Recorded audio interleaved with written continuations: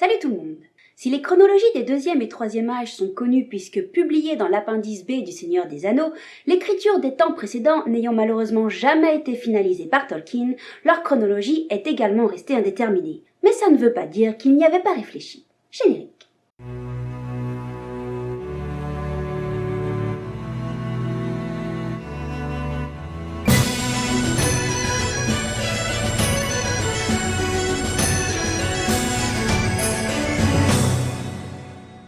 On trouve des mentions d'une chronologie datée des premiers temps dans les Homies 4, 5, 10 et 11, et les annales se répartissent sur deux périodes distinctes.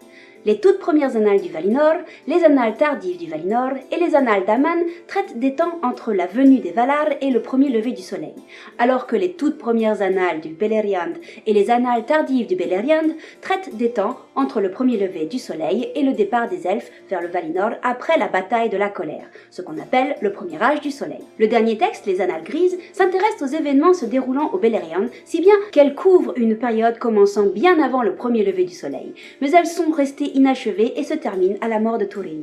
En revanche, une note datant sans doute du début des années 50 montre diverses réflexions sur les déroulements du dernier siècle du premier âge du soleil.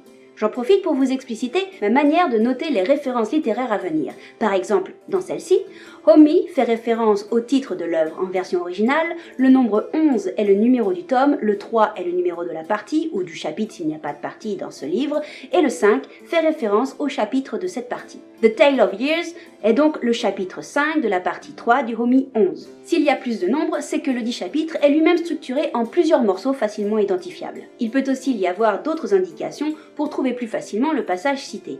Ce symbole, par exemple, signifie paragraphe. Gardez bien cette nomenclature en tête car elle sera désormais appliquée. Je ne vais pas entrer dans les détails des différences de chaque version, mais juste indiquer qu'entre les annales du Valinor et les annales d'Aman, Tolkien a presque doublé la durée de l'intervalle, passant de 3000 années valiennes, je reviendrai plus loin sur cette notion, à 5000 années valiennes, et le premier âge du soleil est passé de 300 à près de 600 années solaires. Pour la suite et de manière générale, si certains termes vous échappent, n'hésitez pas à consulter l'encyclopédie sur Tolkien Deal par exemple. Voyons donc plus en détail ces dernières chronologies. Tout d'abord, il faut savoir que les années dénombrées dans ces annales ne correspondent pas à notre définition d'année. Ce qui est appelé année avant le premier lever du soleil correspond en fait à environ 10 de nos années en termes de durée. On nomme ces années les années valiennes. Et concernant le temps d'avant les deux arbres du Valinor, cette affirmation n'a rien de sûr, mais elle est supposée telle par les érudits elfes. Ces annales commencent donc à l'arrivée des Valar en Arda et durant 1500 années valiennes, et elles œuvrent pour l'organisation du monde se confrontant au tumulte causé par Melkor. Ceux-ci sont si entravants qu'un Ainur resté hors du monde décide d'y entrer à son tour pour faire cesser l'emportin. Tulkas déboule, ce qui fait fuir Melkor hors du monde. 400 années valiennes plus tard, les deux lampes sont placées pour donner de la lumière au monde et les Valar s'installent en son centre. Commence alors une période appelée le printemps d'Arda. En 3400, Tulkas et Nessa se marient. Tulkas s'endort et c'est le moment que choisit Melkor pour revenir discrètement. Il se terre dans le nord, où il creuse sa forteresse Utumno à l'abri des montagnes qui atténuent la lumière des lampes dans cette partie du monde. 50 ans plus tard, Melkor passe à l'attaque et renverse les lampes. Le cataclysme qui s'ensuit ravage l'œuvre des Valar et met fin au printemps d'Arda. Les Valar cherchent à s'en prendre à Melkor, mais ils ne parviennent pas à débusquer leur ennemi de son antre. Entre 1500, les Valar désormais installés en Valinor dans l'ouest du monde, derrière de hautes montagnes qui leur servent de fortification, terminent la cité de Valmar. C'est également cette année-là que naissent les deux arbres de lumière. Cette nouvelle source de lumière initie une période qu'on appelle les années des arbres.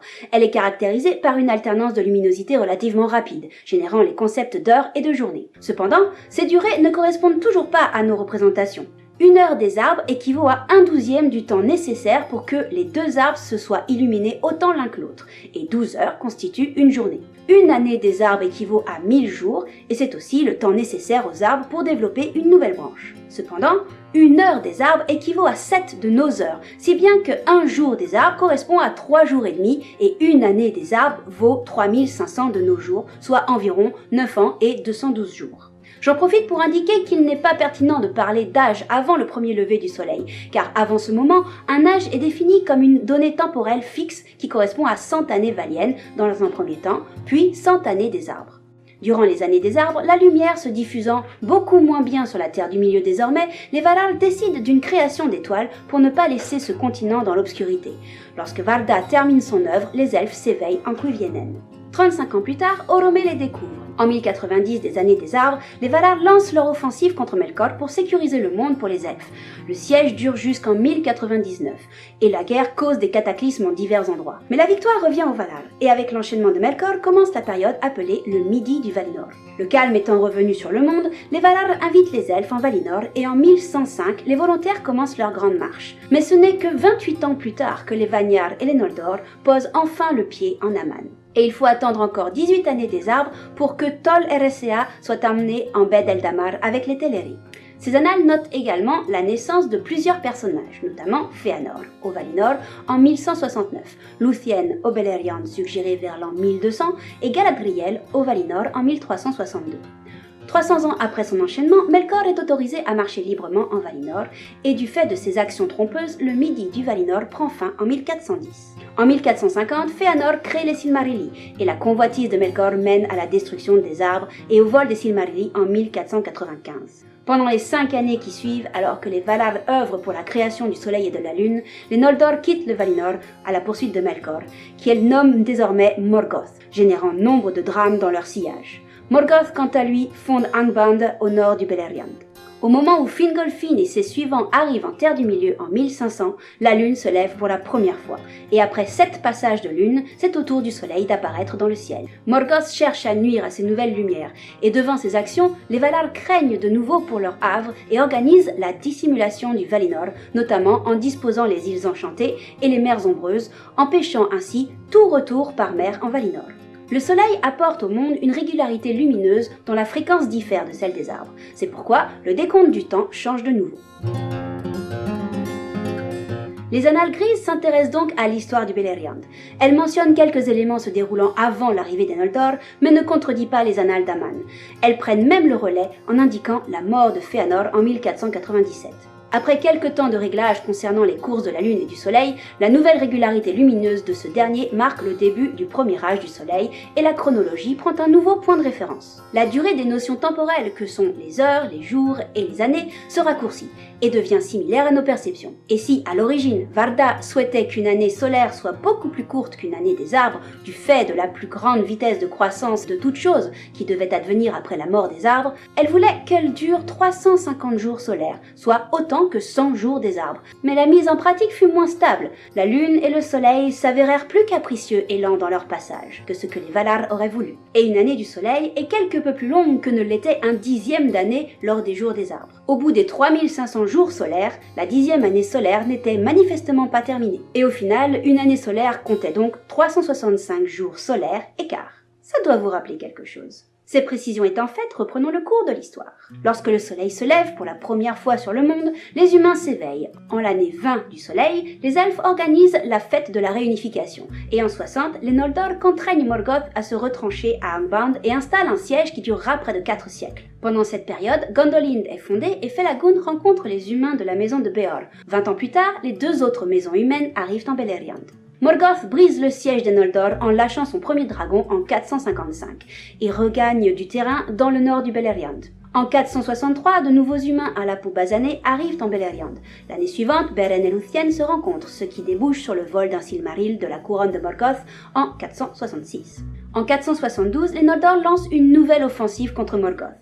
Mais malgré une préparation minutieuse, l'assaut tourne au fiasco. C'est la bataille des larmes innombrables, où certains humains trahissent les elfes. Suite à quoi, l'influence de Morgoth s'étend encore un peu plus sur le Beleriand. Vient le temps de l'histoire de Túrin.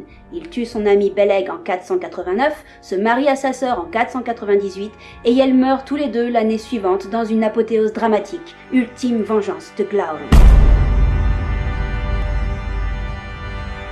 Le récit des années est une série de brouillons dénotant de plusieurs tentatives pour définir la chronologie précise du dernier siècle du Premier Âge. Autant vous dire que c'est un bordel sans nom. C'est pourquoi je ne vais pas avancer de date précise, à moins qu'elle ne soit présente dans le dernier brouillon. Les premières années de cette période voient la création du Nauglamir et les drames qui s'ensuivent. La mort de Thingol, le retour de Melian en Valinor, l'agression des fils de Fëanor sur les héritiers de Thingol et la fuite d'Elwing, encore enfant, vers l'embouchure du Sirion avec le collier qui a tout déclenché. Dans la fin de cette première décennie, d'autres événements s'enchaînent menant à la chute de Gondolin et la fuite du tout jeune Eärendil et de ses parents également vers l'embouchure du Sirion. Il se marie avec Elwing vers 525 et quelques années plus tard naissent Elrond et Elros. Eärendil part à la recherche de Valinor cette même année, ou 2 ans plus tard selon les versions. Dans les années 30 de ce siècle, Eärendil parcourt donc la Grande Mer cherchant à rejoindre le Valinor pour implorer l'aide des Valar. A noter que dans les annales du Beleriand, Tolkien indique qu'au cours de ses voyages, Eärendil tue Ungoliant. Tranquille, pépouze. 4 ans après son départ, il est rejoint par Elwing et le Nauglamir qui fuient le Beleriand où les choses ont empiré de par l'influence grandissante de Morgoth et le harcèlement des derniers fils de Fëanor sur les elfes pour récupérer le Nauglamir. Ensemble, ils voyagent 4 années et atteignent le Valinor. Avant que ne soit passé le milieu du siècle, l'armée des Valar marche sur Terre du Milieu. Cet ultime conflit, la bataille de la colère, dure une 40aine d'années, le temps nécessaire pour nettoyer le Beleriand quasiment entièrement tombé sous le joug de Morgoth, puis d'abattre Angband et de sortir leur frère renégat de son trône. Cette guerre cause de nouveaux changements cataclysmiques, au moins au Beleriand. Lorsque le calme est revenu, les derniers fils de Fëanor tentent une ultime fois de s'emparer des Silmarils. Le premier âge s'achève lorsque Morgoth est jeté hors d'Arda, quelques années avant la fin du siècle. Les premiers temps précédant la naissance des arbres durent donc environ 33 530 années solaires.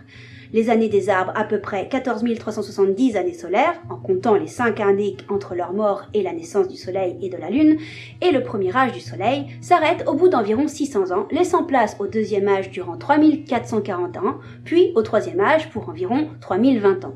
Les elfes s'éveillent dans la seconde partie des années des arbres, et les humains au premier lever du Soleil. Et voilà pour repère le moment de la chute de Númenor. Peut-être que certains se demandent, et nous alors, serions-nous au 4e âge ? Vous trouverez quelques éléments de réponse dans une des vidéos suivantes.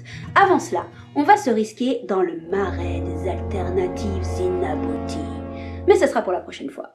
Pour finir, j'attire votre attention sur l'onglet Discussion de la chaîne.